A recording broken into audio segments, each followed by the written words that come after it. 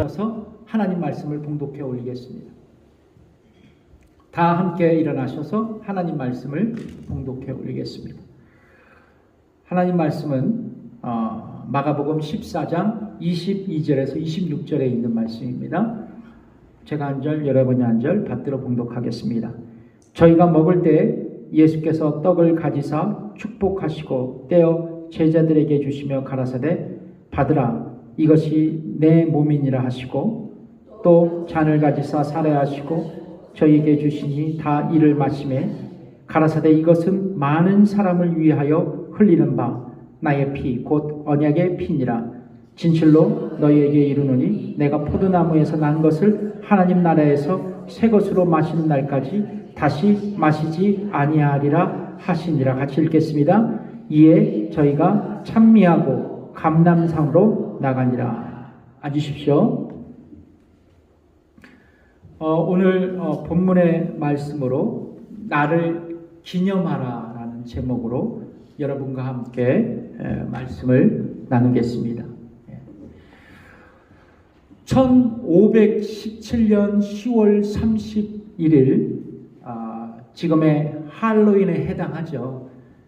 독일의 수도사인 마틴 루터는 비텐베르크에 있는 성곽교회 정문에 95개의 문항에 질문서를 내걸고 이제 로마 캐톨릭 교회의 문제점을 공개적으로 비판하기 시작했습니다. 그림에 보면 알 수 있듯이 이것이 16세기 종교개혁의 서막이 되었습니다. 마틴 루터는 95개 교황의 질의서에서 특별히 로마 카톨릭 교회에서 시행하던 면죄부 판매에 대해서 그것은 성경적인 가치가 아니라고 신랄하게 비판했습니다.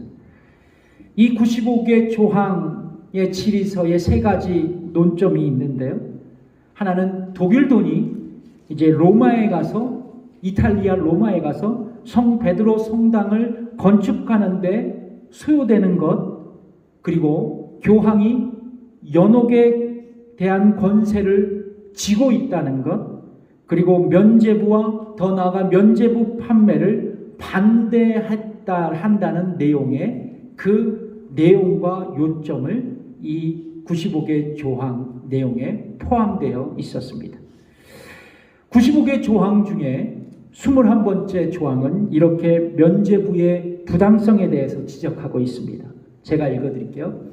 그러므로 면죄부를 설교하는 자들이 교황의 면죄부에 의해 인간은 모든 형벌로부터 사면되며 구원받는다는 말을 한다면 오류에 빠지는 행동이다.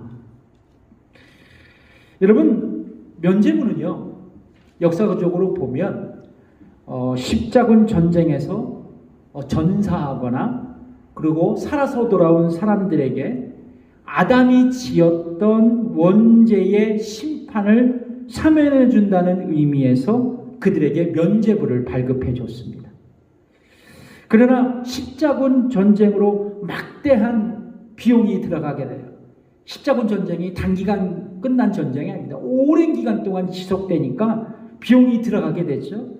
그래서 일반 서민들에게 전쟁에 참여하지 않아도 전쟁 비용을 충당하면 아담이 진 죄의 징벌을 면제해주고 천국 갈 수 있다는 이야기를 하면서 이 면죄부를 판매하기 시작했습니다.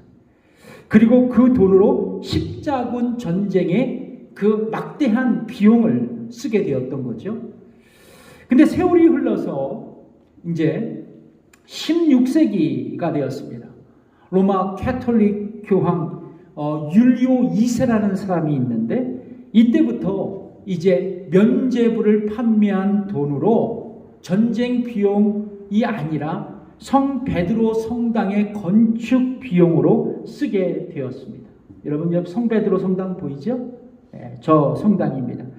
이후에 교황 레오 10세부터 이 성 베드로 성당을 건축하기 위해서 면죄부 판매를 아주 본격적으로 시작합니다. 이 당시 레오 10세 교황 그 당시에 면죄부를 판매하는 독일의 유명한 도미니쿠스의 수도승이 있었습니다. 바로 티첼이라는 수도승이에요. 티첼이라는 수도승. 그는 달변가였습니다. 매우 호소력 있는 목소리로 대중 설교를 잘했던 사람이었어요. 근데 이렇게 설교를 하면 면죄부를 팔기 시작했습니다.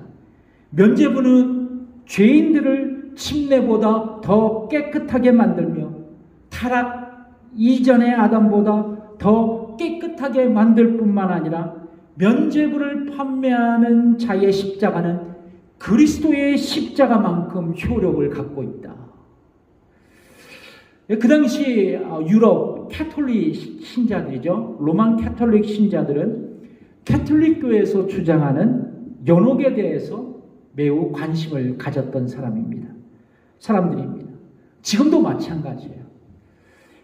지금도 캐톨릭 교회에 다니는 사람은 연옥 사상을 믿고 있습니다.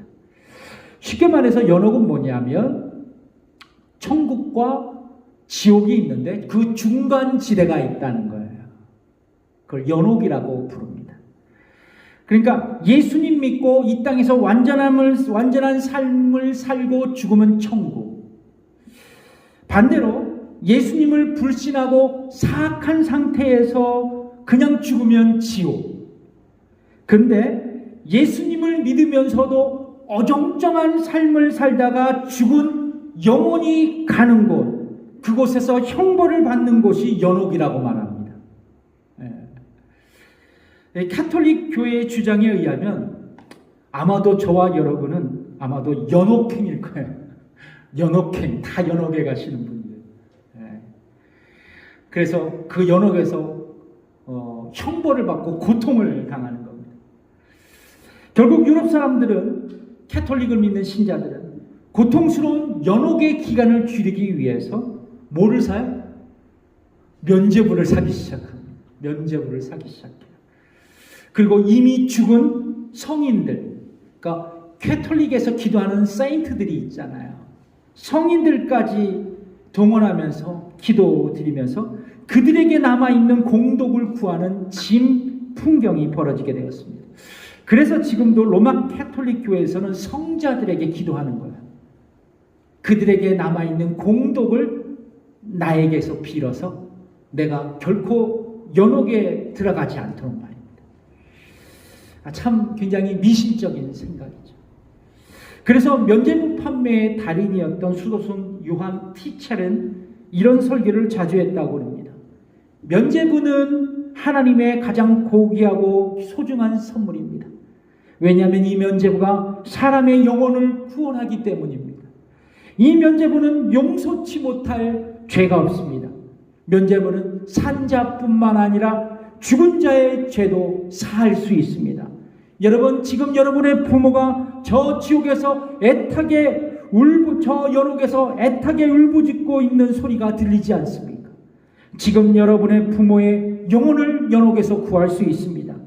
이 면죄부 모흑음함에 여러분이 가지고 있는 동전이 떨어지는 소리가 들리는 순간, 딸랑하고 떨어지는 순간, 죄를 지은 자가 죄가 사라지고 이미 죽어 연옥에 가 있는 영혼은 그 즉시 하늘로 올라가게 됩니다.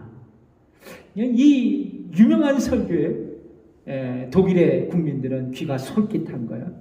그런데 마틴 루터는 그 당시 대중들에게 인기를 끌었던 이 면죄부와 이를 판매하는 로만 캐톨릭의 모습을 보면서 이런 교회의 의식은 비성경적이다 라고 말하면서 더 나아가서 이 로만 캐톨릭 교회가 가지고 있는 7가지의 의식을 통해 구원받는 것이 아니라 오직 뭐로 구원받는다고요? 오직 믿음으로 말미암아 구원을 받는다는 이 신칭의의 교리를 선언하게 되었습니다. 그 종교 개혁자들은 로마 캐톨릭에서 구원의 도구로 시행되는 이 7가지의 교회 의식이 있습니다. 세례성사, 견진성사, 성체성사, 고해성사, 병자성사, 성품성사, 혼인성사, 이 7가지의 성례전 중에서 종교개혁자들은, 특별히 개혁교회는 두 가지의 의식만을 교회의 의식으로 받아들이게 됐습니다.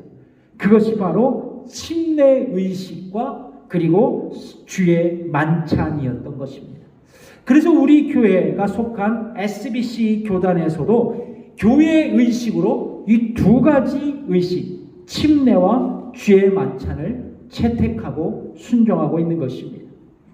오늘은 우리가 주의 만찬의 시간을 가졌습니다.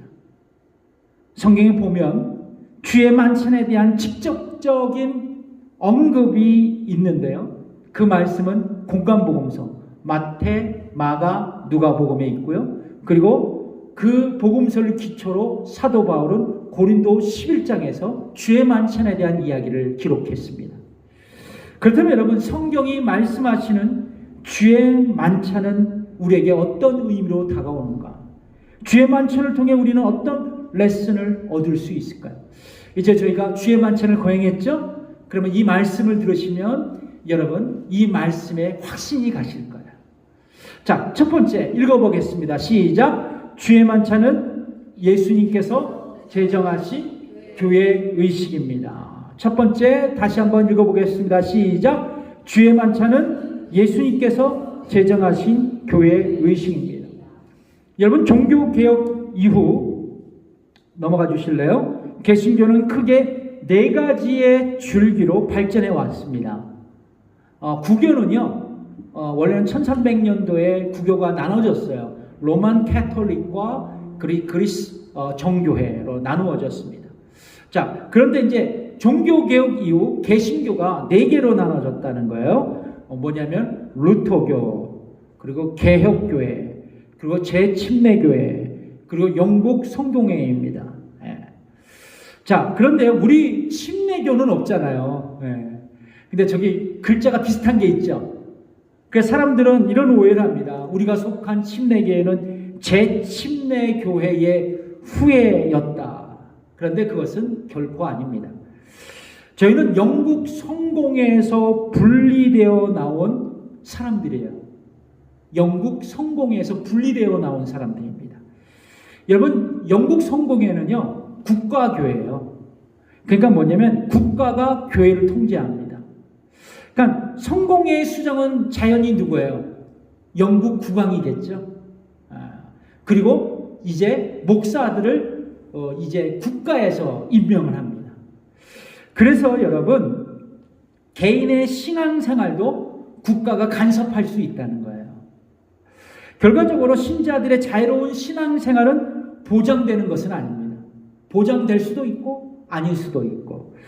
그런데 이 국가교회인 영국 성공회에서 이것이 불만으로 토출되면서 나와서 자유교회, 프리처치를 개척한 분들이 있습니다. 교회 역사는 이들을 뭐라 그러냐면 분리주의자라고 명명합니다. 분리주의자, separatist, 분리주의자. 자, 그런데 이 분리주의자 중에서도 유아세를 반대하시는 분들이 있었어요. 그것은 진짜 믿음으로 하는 것이 아니다. 신자 침례를 주장하는 분들이 있었습니다. 이분들이 바로 침례 교도들이었어요. 영국의 침례 교도들이었습니다. 그래서 우리 침례교회는 영국 분리주의자들의 후예입니다. 그래서 우리는 침례교인이라고 생각하면 우리가 어디서부터 나왔는지를 분명히 알 수 있어야 돼요. 뭐요? 영국 분리주의자들의 후예다라고 아시면 됩니다. 자, 그렇습니다. 이런 다채로운 개신교회들이 이제 16세기 종교개혁 이후 나오게 됩니다. 그런데 여러분, 이 다양한 개신교는 교회에서는 전통적으로 교회에서 성찬식, 성찬 만찬이라고 그렇게 주의 만찬을 부르고 있습니다. 여러분, 성찬식 그리고 주의 만찬 어떤 게 입에 익숙합니까? 여러분 어떻게 들으셨어요? 성찬식이라고 많이 들으셨어요? 주의 만찬이라고 많이 들으셨습니까? 성찬식이라고 많이 들으셨죠? 그러니까 여러분 다른 교단뿐만 아니라 우리 침례교회에서도 옛날 분들은 성찬식으로 막 이렇게 얘기를 많이 했어요. 그런데 여러분 우리 침례교회는 뭐요? 성경을 사랑하는 성경의 사람들 아닙니까? 그 책의 사람들. 근데요, 여러분 성경에서 성찬이란 단어가 없어요. 잘 보세요. 성경에 보면 성찬이란 단어가 1이라도 없습니다. 여러분, 원래 성찬이라는 얘기는요, 성례라는 얘기가 비슷한데, 이 성찬은 초기 기독교에서 행해진 성례 예식을 뭐라 그랬냐면 sacramentum이라는 라틴어로 사용되어 있습니다. 그게 sacrament. 그 뜻은 뭐냐면 신비로움이라는 뜻이 있어요. 신비로움. 자, 그런데 이 sacramentum이라는 이 단어는요, 라틴어 성경에도 없다니까요. 성찬이라는 단어가 성경에는 없어요.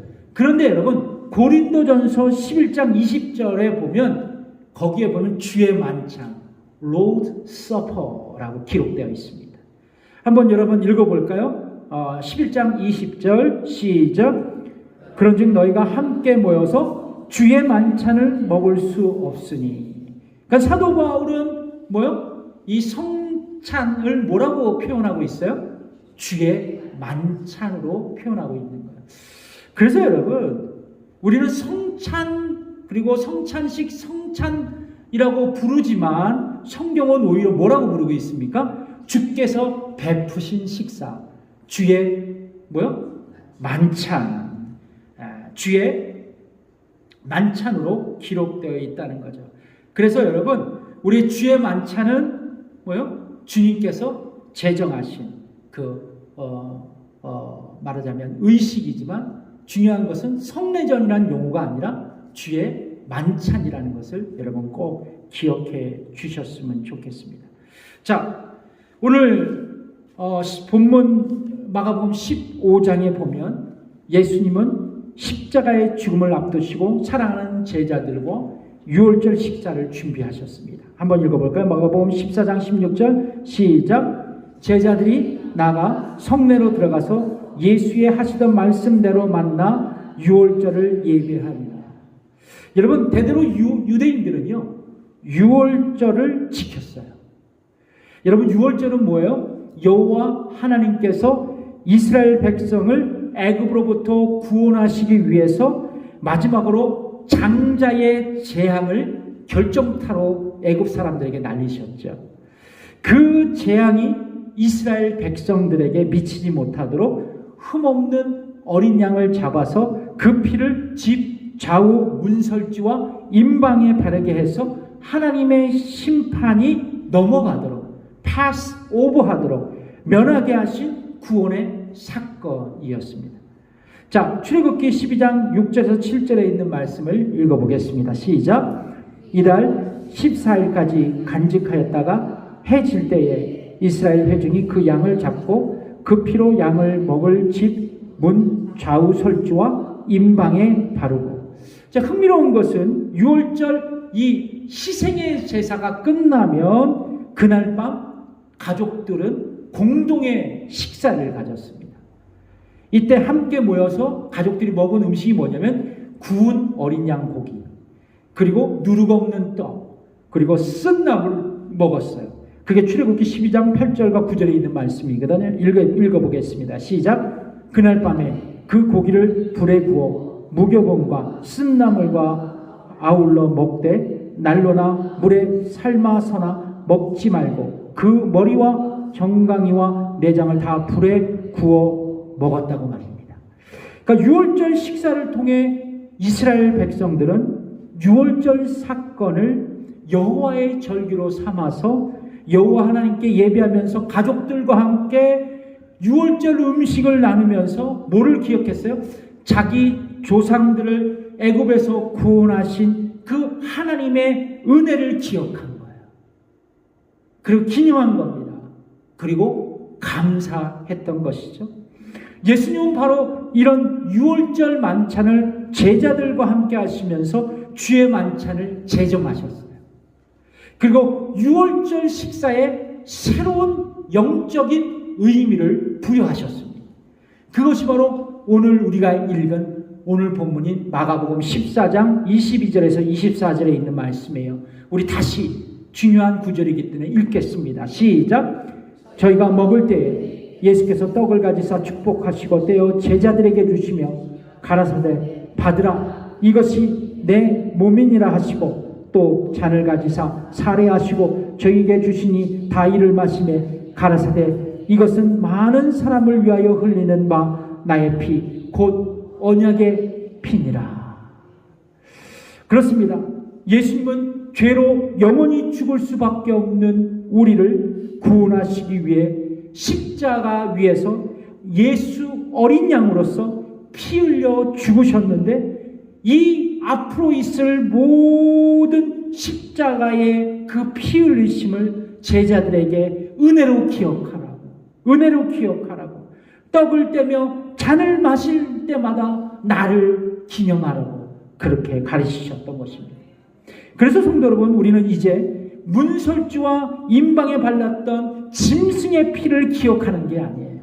뭐요? 우리를 구원하시기 위해 주께서 십자가에서 위에서 찢기신 살과 흘리신 피를 기억하는 것입니다. 이 지점에서 궁금한 것이 있어요. 여러분, 왜 예수님은 6월절 전통처럼 주의 만찬에서 어린 양 고기를 먹지 않고 떡을 떼라고 제자들에게 가르쳐 주셨을까? 여러분 궁금하지 않으세요? 예수님께서 새로운 의미를 부여해 주신 주의 만찬, 거기서도 6월절에 먹는 행습, 관습과 같이 어린 양 고기도 먹고 말이죠. 그래야 되는데 고기는 먹지 않고 떡을 대신 대체하셨다라는 거예요. 여러분, 왜냐하면 예수님께서 친히 완전한 희생양이 되셨기 때문에 그래요. 희생하신 어린 양이 되셨기 때문에요. 그래서 그분의 피로 우리의 죄를 사하셨기 때문입니다. 그래서 매년마다 반복해서 속죄의 제사를 드릴 수 없게 되었고 더 이상 희생의 제물이 필요 없으셨기 때문에 예수님은 어린 양 대신 떡을 대체하신 거예요. 결코 이제는 어린 양을 먹을 필요가 없다는 겁니다. 그것을 먹고 구원을 생각하는 게 아니에요. 이제 너희의 구원은 완전히 이루어졌다는 것입니다. 어린 양을 먹을 필요가 없다는 거예요. 그래서 떡으로 대체하셨다는 것이죠. 그러므로 여러분, 우리는 주의 만찬을 대할 때마다 이 생각을 해야 돼요. 내가 받은 속죄와 구원은 완벽한 것이다. 완전한 것이다. 영원한 것이다. 우리의 죄값은 이미 십자가 위에서 다 지불되었다. 그래서 이제는 기쁨으로 주님 앞에서 주의 만찬을 받을 수 있었다고 말입니다. 그래서 여러분, 결코 우리가 받은 구원은요 소멸되지 않아요. 그리고 잃어버릴 수도 없습니다. 한 번 구원은 영원한 거예요. 여러분, 예수 믿으면 구원이 영원한 것이냐? 아니다. 똑바로 믿어야 구원받는다. 이런 말을 하는 분들이 있는데요. 다 헛소리입니다. 이것은 성경적인 진리가 아니에요. 우리가 구원받은 것이 여러분 우리의 공로입니까? 우리의 공로에 따라 그 구원이 있다 없다 합니까? 아닙니다. 여러분, 우리가 받은 구원은 하나님의 선물이에요. 하나님의 은혜입니다. 여러분, 하나님께서 주신 구원이 있다 없다 그러면 하나님은 완벽한 분이 아니에요. 완벽하신 하나님이 우리에게 구원을 선물로 주시고 은혜를 주셨다면 그 구원은 비록 공짜이지만 완벽한 겁니다. 그래서 우리가 구원받았다 그러면 우리의 구원이 상실되지 않는다는 것입니다. 다만 여러분, 구원받은 우리는 하나님의 은혜에 빚진 자리예요. 그래서 여러분, 우리는 감사해야 할 거룩한 의무가 있는 것입니다. 여러분 믿으십니까? 그래서 여러분, 우리가 떡을 받을 때마다 이 생각을 해야 돼요. 내가 받은 구원은 완전한 것이다. 소멸되지 않을 것이다. 그래서 하나님께 감사해야 한다고 말입니다. 여러분, 이렇게 좀 고백했으면 좋겠어요. 하나님께 감사하며 살아가자. 따라해 봅시다. 시작. 감사하며 살아가자. 또 이렇게 고백했으면 좋겠어요. 우리는 지옥 가기에 다 틀렸다. 그래서 감사하자. 예, 여러분 지옥 가기에 다 틀려먹었어. 예, 왜냐하면 예수 구원이 완벽하기 때문에. 그분의 어린 양의 십자가의 피 흘리심이 모든 우리의 죄를 용서받게 해주셨기 때문에. 아멘. 그래서 주의 만찬을 대할 때마다 이 생각을 할 수 있어야 돼요. 자, 그렇습니다. 인간의 죽음 직전 유언은 참 고귀하고 아름다운 거예요. 하물며 예수께서 당신의 죽음 직전 부탁하셨던 주의 만찬, 그것은 우리에게 더없이 귀중하고 소중한 주님의 명령입니다. 여러분, 그러므로 주의 만찬은 주님께서 제정하시고 우리에게 명령하신 거예요. 그리고 그 명령을 따라가야 할 거룩한 의무가 저와 여러분이 있습니다. 그렇기 때문에 여러분, 상황과 환경에 따라 관계없이 교회는, 우리는 성도들과 함께 주의 만찬을 시행해야 합니다. 결코 빠짐없이 시행해야 돼요. 여기서 예수님의 은혜를 경험해야 됩니다. 두 번째, 성경이 말씀하시는 주의 만찬을 통해 우리는 어떤 레슨을 얻을 수 있을까요? 첫 번째, 주의 만찬은 예수님께서 제정하신 교회 의식이다. 두 번째, 주의 만찬은 예수님의 십자가의 죽으심을 기념하는 것이다. 따라해 봅시다. 주의 만찬은 예수님의 십자가의 죽으심을 기념하는 것이다. 교회 역사를 보면 주의 만찬에 대한 논란이 꾸준히 이어져 왔습니다. 특별히 로마 캐톨릭 교회에서는 주의 만찬을 화처설이라는 교리로 규정했어요. 그러니까 매 주일 드리는 그 로만 캐톨릭의 미사 시간에 신부님들이 매주일마다 제단 위에서 빵을 탁 들어올리면서 뭐라고 말씀하시냐면 이것은 나의 몸이다 라고 말할 때 그 빵이 여전히 빵으로 보이지만 실제로는 그리스도의 몸으로 변한다는 거예요. 보이는 건 빵인데 본질이 그리스도의 몸으로 변한다는 겁니다. 그래서 로마 캐톨릭에서는 주의 만찬에 사용하는 빵과 포도주가 실제로 미사 때에는 뭐냐면 그리스도의 살과 피로 변한다는 거예요. 물리적으로 막 변한다는 겁니다. 그래서 저는 참 이해가 안 돼요. 근데 그것을 믿고 있습니다. 그래서 그 결과 그리스도의 피를 헛되이 흘린다는 것을 실수를 범하지 않도록 로만 캐톨릭 교회, 그 당시 중세 로마 캐톨릭 교회는 신부만이 포도주를 마셨어요. 흘리면 헛되이 주님의 피가 흘려지는 거잖아요. 그래서 성도들한테 빵만 줬습니다. 이것을 일종 배찬이라고 해요. 자, 그런데 종교개혁자들은 이 로마 캐톨릭의 화채설을 거부했습니다. 그리고 신자들에게만 떡을 주고 포도주를 돌리지 않았던 것을 시정하면서 신자들에게도 포도주와 떡을 먹게 했어요. 이것을 이종 배찬이라고 해요. 그래서 지금 우리는 포도주와 떡과 포도주를 나누는 혜택을 누리고 있습니다. 종교개혁 이후부터 지금까지 두 종류의 떡과 포도주를 먹고 있다는 거예요. 마틴 루터는 주의 만찬의 떡과 포도주에는 아무런 변화가 일어나지 않는다고 얘기합니다. 다만 그리스도의 살과 피가 떡과 포도주 안에 실제로 함께 있다고 주장해요. 그래서 아직도 루터교에서는 뭐라고 얘기하냐면, 우리 교회 지금 본교회 뭐라고 믿냐면 그리스도는 빵과 포도주 안에 실제로 안에 함께 계시다고 말합니다. 그래서 공제설이라는 것을 믿고 있어요.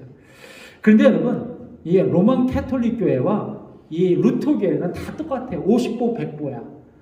빵과 포도주가 변해서 그리스도의 살과 몸으로 변한다. 이것과 빵과 포도주 안에 그리스도의 살과 그리고 피가 안에 들어있다. 이거는 다 말장난. 다 똑같은 얘기예요. 예. 그래서 많은 역사가들은 이 캐톨릭과 루터 교회에서 말하는 주의 만찬을 신비스러운 교회 의식의 영역으로 전락시켜보고 말았다라는 평가를 하고 있습니다. 신비스러운 교회 의식이다. 교회 역사가들은 그렇게 평가해요. 그런데 이런 상황 가운데 스위스 종교개혁자인 찌빙글리가 등장합니다. 찌빙글리가 등장해요. 이분입니다. 그분은 고린도전서 11장 24절 25절의 말씀에 근거해서 또 다른 주의 만찬의 정의를 내립니다. 그게 바로 기념사래요. 한번 읽어볼까요? 고린도전서 11장 24절에서 25절 시작. 축사하시고 떼어 가라사대 이것은 너희를 위하는 내 몸이니 이것을 행하여 나를 기념하라 하시고 식후에 또한 이와 같이 잔을 가지시고 가라사대 이 잔은 내 피로 세운 새 언약이니 이것을 행하여 마실 때마다 나를 기념하라 하셨으니. 이 구절을 통해서, 이 두 구절을 통해서 찌빙글리는 로마 캐톨릭 화채설과 루터 교회의 공제설을 반대하고 예수 그리스도의 대속의 죽음을 기념하는 것이 바로 주의 만찬이라고 주장했습니다. 그래서 이 찌빙글리의 주장을 지금 우리 침례 교회들이 받아들이고 있어요. 그래서 우리가 속한 SBC 그 교단, 남침례 교단의 신앙 고백서 있죠. 침례교인의 신앙과 메시지 2000에서 이렇게 얘기합니다. 주의 만찬은 순종의 상징적인 행위로 이 행위를 통해 교회의 멤버들은 떡과 포도주에 참여함으로써 구원자 되신 주님의 죽으심을 기념하고 그의 재림을 기대하는 것이다. 그렇습니다. 주의 만찬은 우리가 빵과 포도주, 떡과 포도주를 마실 때마다 그리스도의 십자가의 죽으심을 기억하고 감사하는 행위입니다.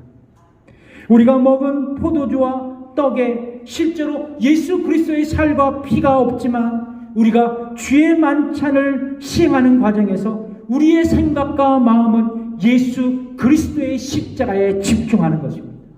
그리고 주님의 십자가의 은혜를 묵상하는 것입니다. 기억하는 것이에요. 그리고 예배 속에서 그 주의 만찬 시간 속에서 임재하시는 예수 그리스도를 만나는 거예요. 그래서 성경은 말씀합니다. 마태복음 18장 20절 말씀이죠. 세 사람이, 이건 없어요. 제가 읽어드리겠습니다. 세 사람이 내 이름으로 모인 곳에는 나도 그들 중에 있느니라. 그렇습니다. 주의 만찬의 초점은 다시 말해서 우리를 죄에서 구원하시고 부활하신 예수님을 기억하고 바라보는 것. 그러면 여러분, 주의 만찬은 우리가 서로 떡을 뗄 때마다 우리를 위해 자신을 십자가 위에서 깨뜨리신 예수 그리스도를 기억하는 것. 우리가 포도주를 서로 나누고 마실 때마다 우리를 죄에서 건지시고자 거룩한 피를 흘리신 예수님의 그 은혜를 기억하는 것. 그래서 여러분, 우리 교회에서 시행하는 주의 만찬은 단순한 종교 의식이 아니에요. 교회 의식이 아닙니다. 1년 몇 번 순종하는 교회의 예배 의식으로 생각하면 안 된다는 거예요. 주의 만찬을 통해 예수 그리스도의 십자가의 은혜를 기억하고 예배를 드리는 그 시간, 감격적인 마음으로 우리 주님을 만나는 그 시간, 그리고 뜨거운 감사와 감격의 눈물을 흘리는 그 시간. 여러분, 그런데 어느 순간 이 시대의 교회들은 주의 만찬에서 흘리는 성도들의 감격과 눈물을 찾아볼 수 없어요. 과거 우리 신앙의 선배들은 주의 만찬 예배가 시작되기 전부터 금식하며 자신의 삶을 돌아보며 눈물로 주의 만찬을 맞이했는데 말이죠. 우리는 그 눈물과 그 주의 만찬의 영성이 사라졌다는 것이에요. 저부터 회개합니다. 여러분, 다시 한번 오늘 이 말씀을 기억하면서 우리 모두가 주의 만찬의 영성을 회복했으면 좋겠어요. 주의 만찬을 대할 때마다 눈물로 예수님의 십자가를 기억하는 저와 여러분이 되시기를 주님의 이름으로 축복합니다. 기도하겠습니다.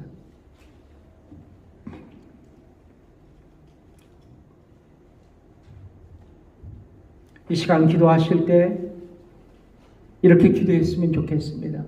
주님, 주의 만찬은 예수님께서 우리에게 명령하신 교회의 의식이었습니다.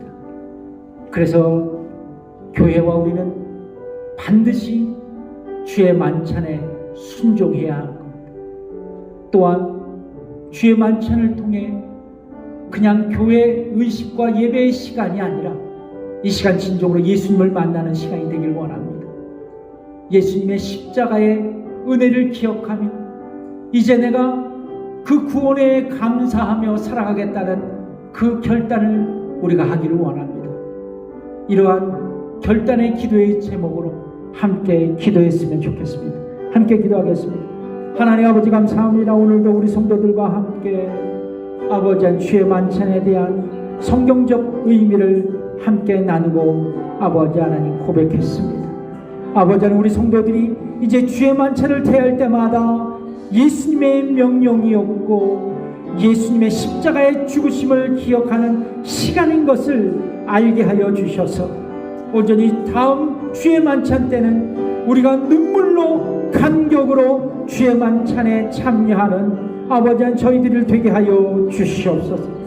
아버지 하나님, 매년 한 번, 두 번, 세 번에 있는 이 주의 만찬의 시간이 아버지의 바라옵기는 우리의 날마다의 아버지의 삶의 시간이 돼서 예수님의 십자가를 기억하며 그 은혜에 감격하며 아버지 하나님 감사하며 살아가는 우리 모든 임마누엘 교회 성도들이 되게 해 주옵소서. 감사드리며 예수님의 이름으로 기도드립니다. 다 함께 일어나셔서 이 찬양 드리겠습니다. 그 사랑, 아버지 사랑 내가 너의, 아버지 은혜 내가 너의.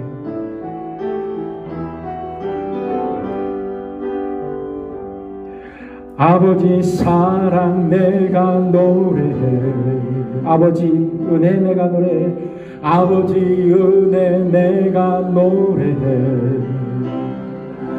그 사랑 변함없으신 거짓 없으신 성실하신 그 사랑, 상한 갈대 꺾지 않으시니